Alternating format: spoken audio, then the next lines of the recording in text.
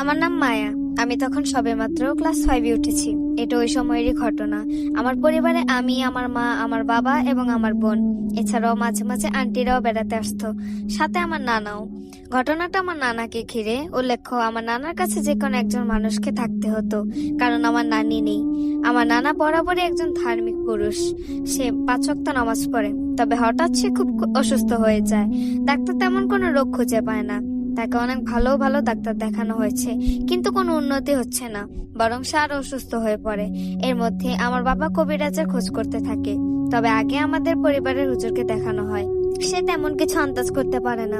আমরা আরো বড় কবিরাজ দেখাই, কিন্তু কোনো লাভ হয় না। এর মধ্যেই আমি একটা স্বপ্ন দেখি। তবে আমার মনে হচ্ছিল কেউ আমাকে বলছে, তোমাদের বাড়ির পিছনে হিজল গাছের গোড়ায় একটি তাবিজ আছে, যা না উঠালে তোমাদের মৃত্যু নিশ্চিত। আমি এই স্বপ্ন দেখার পর খুব ভয় পাই এবং আমার মা বাবাকে জানাই।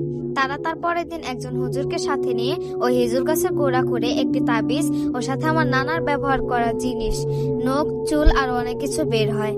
তারপর জানা যায় যে আমার নানা ছোট ভাইয়ের বউ আমার নানাকে বান মেরেছিল, কারণ আমার নানাদের ভাইদের মধ্যে আমার নানাদের আর্থিক অবস্থা ভালো ছিল।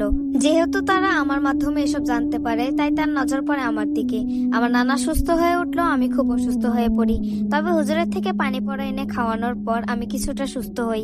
এখন সবকিছু ঠিকঠাক, তবে আমি প্রায়ই অসুস্থ থাকি। আর আমার নানির মতে আমার পরিবার বা আমার যদি কেউ ক্ষতি করতে চায়, তা আমি আগে থেকে জেনে যাই। তাই হয়তো ওই স্বপ্নটা দেখেছিলাম।